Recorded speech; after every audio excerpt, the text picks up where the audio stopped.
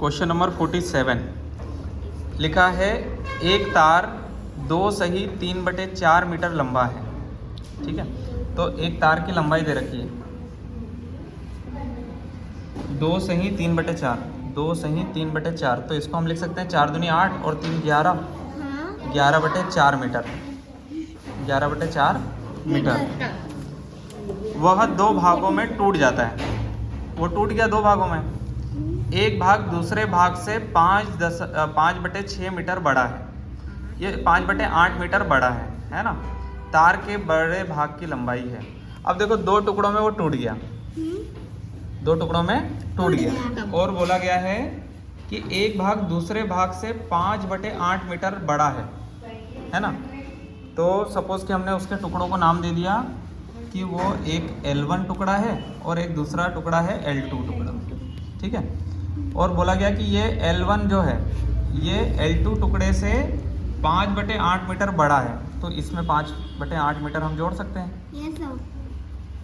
मतलब ये वाला टुकड़ा इस वाले टुकड़े से 5/8 मीटर बड़ा है ना। ये जानकारी हमको दे रखी है। तो देखो आपको ये पता है कि L1 और L2 दोनों अगर आपस में जुड़े हुए रहते तो ये इस 11/4 मीटर के बराबर रहते वो, क्योंकि पूरा एक ही था।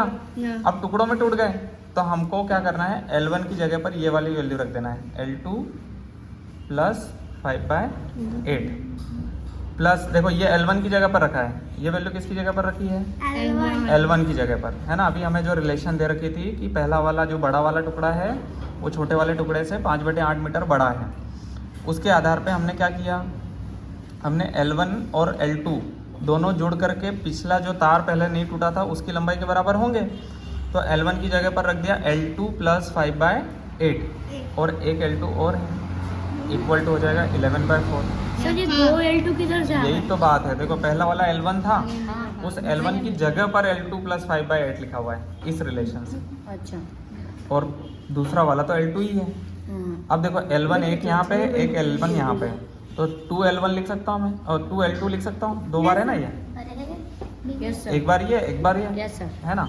और प्लस में 5/8 है, प्लस में 5/8 है, ये हो जाएगा 11/4 के बराबर। Yes sir. अब देखो यहाँ से हम ये 5/8 जो इधर प्लस में है उधर माइनस, उस तरफ ले जाएंगे तो माइनस में आ जाएगा। ठीक है, तो यहाँ पे बच जाएगा हमारा 2L2 इक्वल टू 11/4 माइनस 5/8।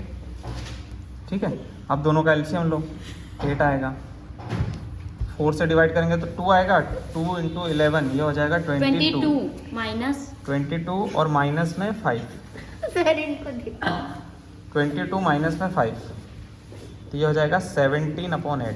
क्या हो जाएगा 17/8 और ये हमारे 2L2 की वैल्यू आई है। 2L2 है 17/8, 2L2 17/8।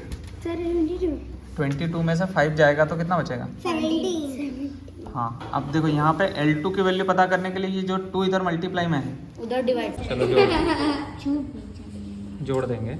अब देखो L2 की वैल्यू, L2 की वैल्यू आ जाएगी, ये 2 इधर डिवाइड में आ जाएगा, तो 17/8 × 2 हो जाएगा, तो 17/16 हो जाएगा। ये आई L2 की वैल्यू।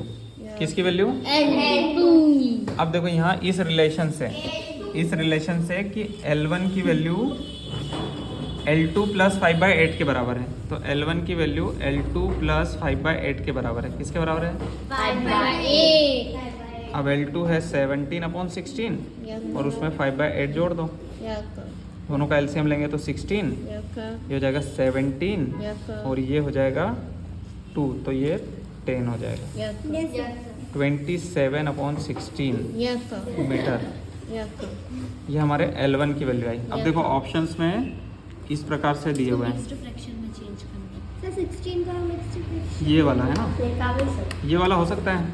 अब देखो 27 को 16 से डिवाइड कर रहे हैं, तो 16 बन जा तो 16 हो जाएगा, और माइनस करेंगे तो 11 आएगा।